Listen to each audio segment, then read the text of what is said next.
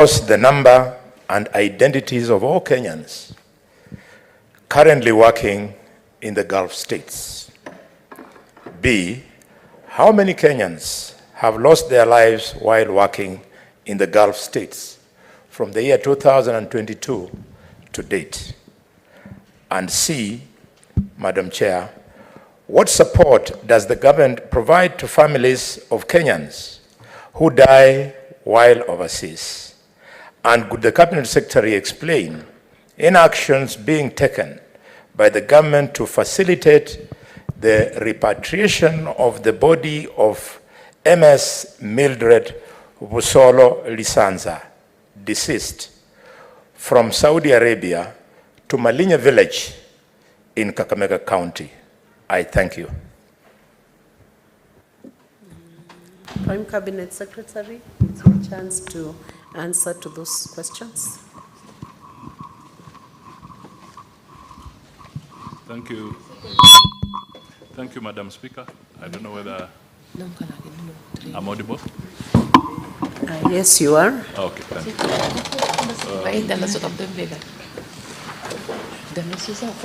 Thank you, Madam Speaker. But not too audible. I don't know why.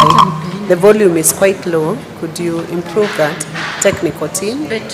I can hear him well, but I'm not sure whether the senators at the back can hear him.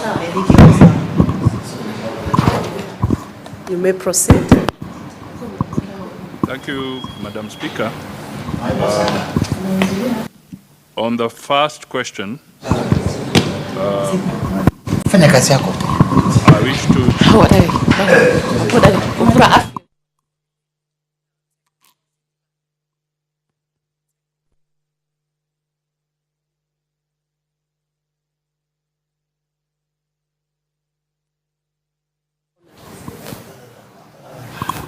Proceed, Honorable Cabinet Secretary.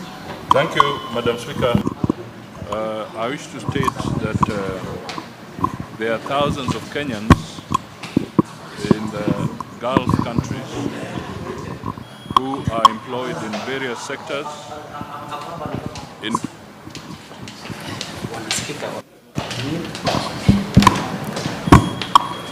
I think hold a bit, Honorable Cabinet Secretary. Take your seat. Technical team, we have a problem. We don't know where that mic is coming from. It's disrupting the proceedings. Can you clear the sound system? It's disrupting the proceedings.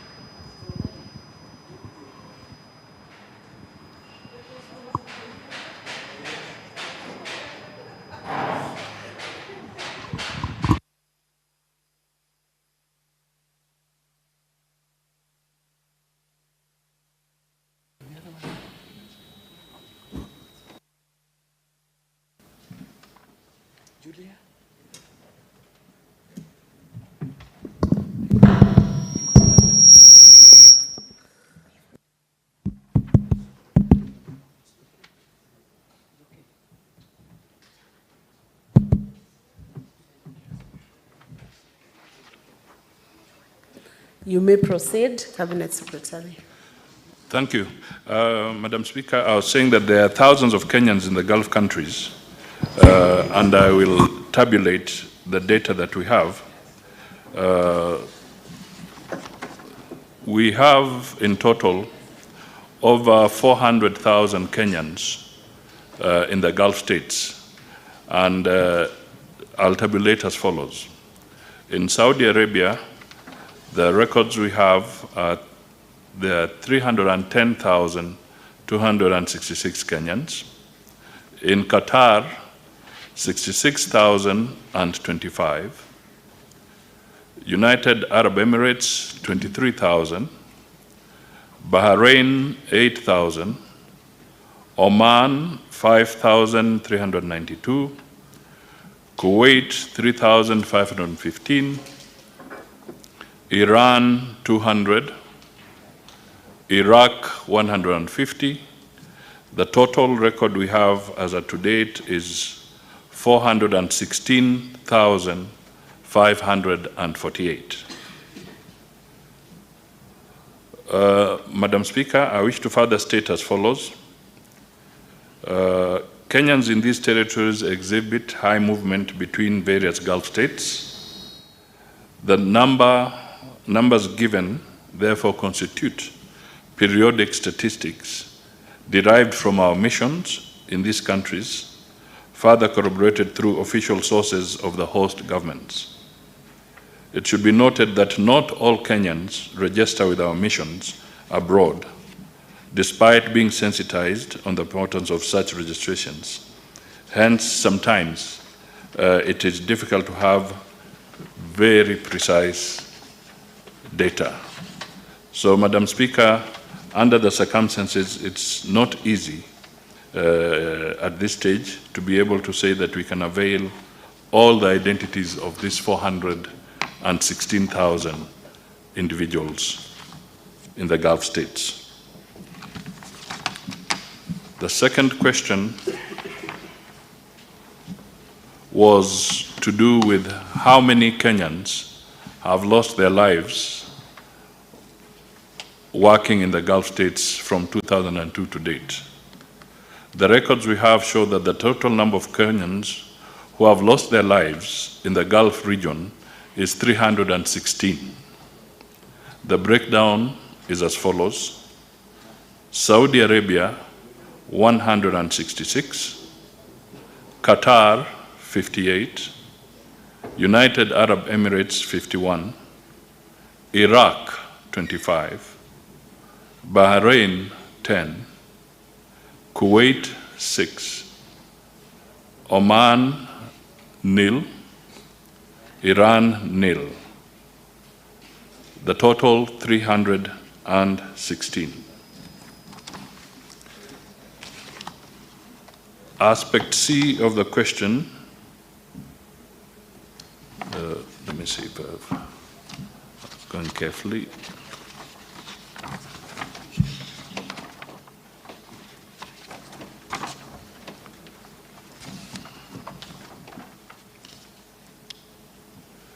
The issue is, what support does the government provide to families of Kenyans who die overseas?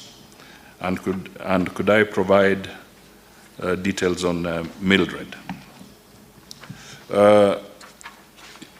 Madam Speaker, upon receiving a report on the death of a Kenyan abroad, the first step that our missions do is to notify the family of the demise of their loved one. The ministry does this by liaising with the employer, the foreign recruitment agent, if they're foreign-based, and the local recruitment agent based in Kenya to establish information about the deceased and next of kin. 2, the ministry also has a robust counseling department that offers psychological support to family members, including managing of the information, assessment, counseling, preparation for travel for a family representative or family member, and coordination with family members to receive the body of the deceased. The ministry also establishes the migration status of the deceased where possible, coordinates with the employer, the government agencies, diaspora groupings, other stakeholders and the family, while ensuring that the body of the deceased is well preserved ahead of repatriation back home. The ministry also follows up on the benefits and entitlements of the deceased person from their place of work in accordance with the applicable laws of the host country. 5th, the mission facilitates obtaining of a post-mortem report to establish the cause of death and provides necessary documentation to facilitate the repatriation of the body back home.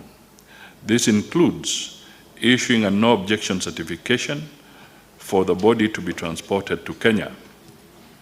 The ministry also facilitates administrative procedures, including police investigations, if any, and a settlement of hospital and medical bills as appropriate. The ministry also coordinates with the deceased family on the arrival at the arrival port and date and facilitate to receiving of the body. Where the deceased is not employed or out of immigration status, the embassy liaises with the ministry to inform the family to enable them to make necessary arrangements, including sending a representative or a family member to facilitate repatriation of the body back home. Madam Speaker, there are limited resources available in terms of government support and facilitation for actual payment of bills of the deceased, as well as repatriation of mortal remains. However, in extreme cases and on a case-by-case basis, the ministry has invoked such support for extremely needy cases. For instance, in the case of Albania, there was medical evacuation, there was the death of an athlete in Mexico, and a student in Finland, where the ministry had to bear the costs. In many other cases, the ministry works and mobilizes the diaspora through associations to raise the necessary funds to facilitate repatriation. Madam Speaker, the final aspect that I wish to respond to is with regard to Madam Mildred Bosolo Lenza. We got information, she was reported to have died on 5th February 2024 inside Saudi Arabia. The mission established that at the time of the death, the deceased was employed on a valid contract. The mission, also through the recruitment agencies, established the contacts of the deceased's family and obtained a post-mortem report to establish cause of death and preparation of the body for repatriation home. The repatriation of the body took long, since the post-mortem report indicated that the cause of death was suicide, and investigations were ongoing which affirmed the same. For this reason, the employer, who otherwise is supposed to assist with the cost of repatriation, declined to take responsibility for repatriating the body, citing that the death was not a natural occurrence. The ministry, through the embassy, escalated the matter to the labor authorities of Saudi Arabia to compel the employer to resolve the matter as required by the employment contract. I therefore wish to report that the employer eventually, after the pressure, took up the matter, and the body of Ms. Mildred Bosolo Lenza was repatriated to Kenya on Thursday, 9th May 2024. I submit. Thank you, Cabinet Secretary.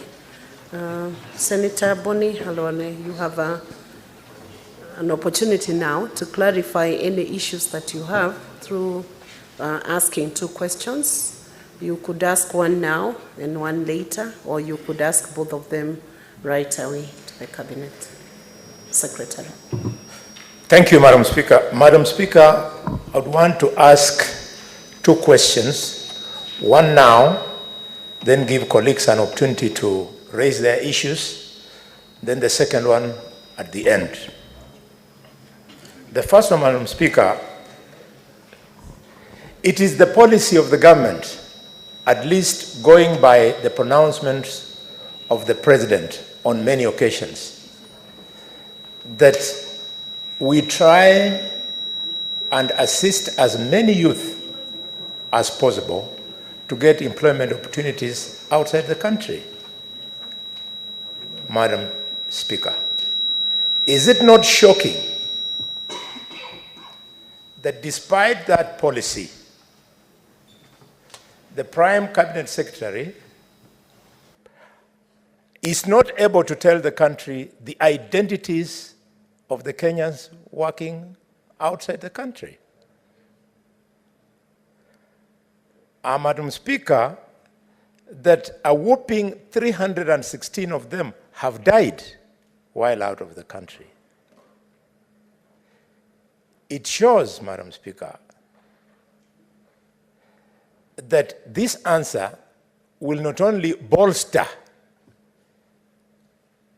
the employers who, in one way or the other, contribute to the death of these people, but also it will discourage parents from yes, Speaker, I know where you're going.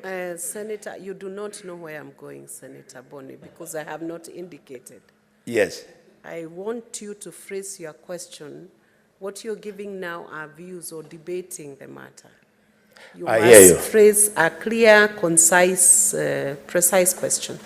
Yes, Madam Speaker, on a complex issue like this of death, I believe senators are allowed to build the question. I was building the question, and let me leave it there. Let me not build it any further. We have 3 cabinet secretaries today coming to answer many questions of varied matters of national importance. I would beg that you make it precise and short and clear so that it's possible for the Prime Cabinet Secretary to respond. Thank you, Madam Speaker. Madam Speaker, what I was building to is that could this Cabinet Secretary be compelled to table the list of all Kenyans working in these Gulf states so that the parents and relatives can be reassured that the government is on top of things as far as their lives are concerned? Prime Cabinet Secretary, please respond.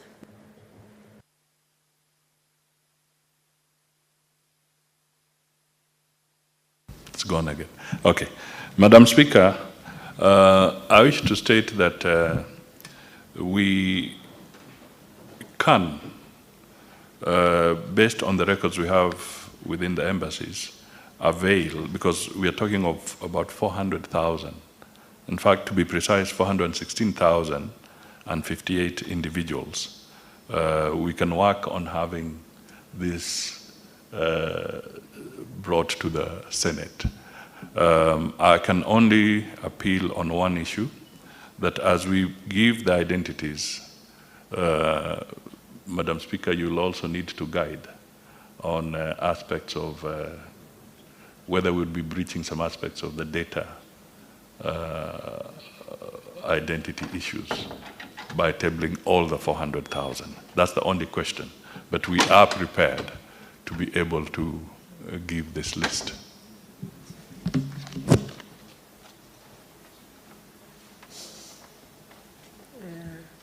Maybe to give a guide on that, tabling of that data will be subject to the Data Protection Act.